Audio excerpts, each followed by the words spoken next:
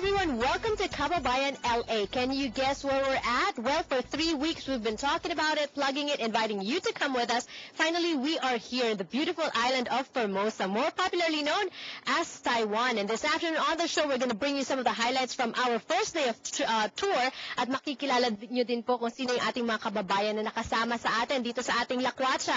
But you know what? There are two things that people do in order to travel or when they travel. The first is to tour. Also, another one is to migrate. A lot of people still migrate to the States. Kaya bago ang lahat, pag-usapan po muna natin ang immigration update from our American Dream. This American Dream segment is brought to you by Aquino & Lowe Law Firm, answering your immigration questions.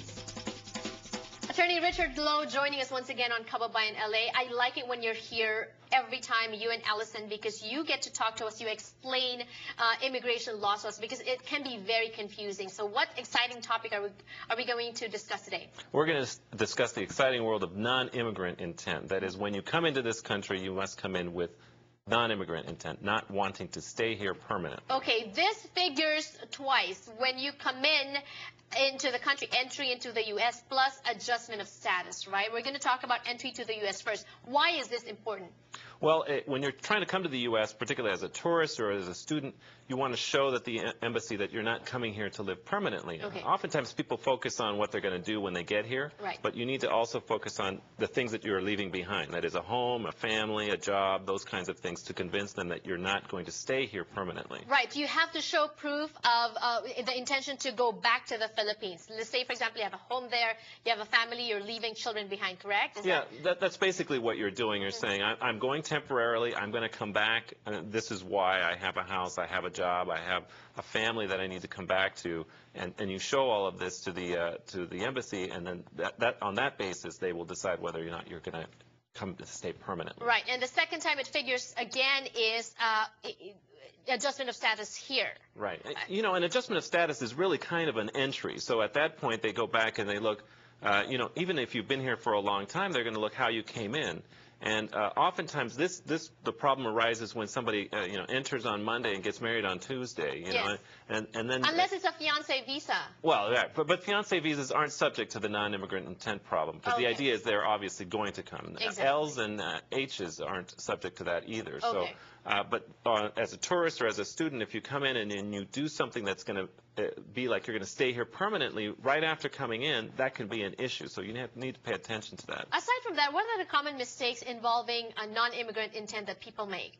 Well, I think one of the things is they believe that once I get the visa from the consulate, then I'm done. I can just come in and out of the United States during the time of that visa is valid. I don't have to worry about it. But if you're out of, you know, in the United States for a long time and then you leave for 2 weeks and you come back, the issue of non-immigrant intent comes back at the point of entry. So that officer can ask you, wait a second, you were here for 6 months. Right. Why are you coming back so soon? So you maxed out your stay and then now you're back so soon. Right. Yeah. And so that issue arises again, and they can actually deny you entry based on that. Right. What are the consequences? Well, the consequences are if either at the port of entry or an adjustment of status, they find that you did not have non-immigrant intent, that's kind of considered fraud. Mm-hmm. You're basically misrepresenting your intentions for coming into the United States, and that opens up a whole can of worms. Now you need a fraud waiver to come in, and it's a big mess. And they can also deport you right there and then, or? Well, if you come to the border and they believe that you are coming to stay permanently, that you are not actually a tourist or actually a student,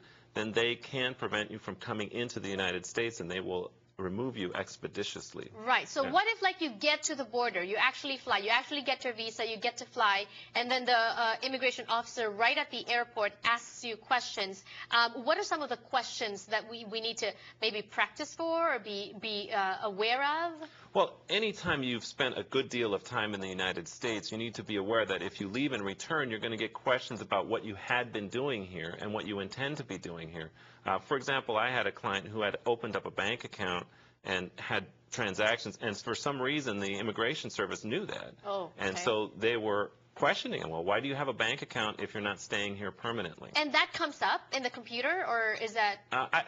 This came up because other reasons. So that there were some other issues that he had risen when he came to the port of entry. So those other things came up when they did a further investigation. But it was based on the questioning at the port of entry that he was saying, I'm just coming here temporarily. I was just here for a short time, and then these other things were brought up later saying, look, well, this was your statement, but that's not consistent. So in your experience as an immigration lawyer, what are the strongest non-immigrant intent reasons that we can show?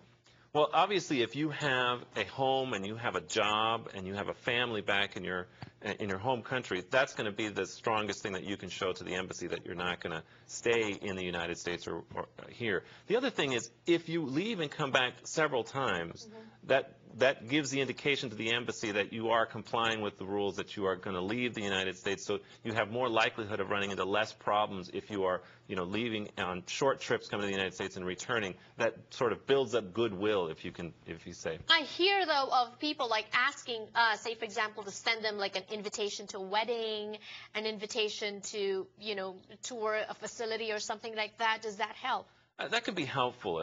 I think if you present that to the embassy, then you're showing that you have a reason. You're not just going for any, just because you want to go. You have an intent, and that can often overcome issues of well, you don't have a lot of you don't have a house, or you don't have children, but you have this a strong an invitation, a clear-cut time that you're going to be in the United States. So usually when we apply for a visa, especially for tourist or student visa, we don't need a lawyer. But when do we actually need to contact a lawyer in terms of all this?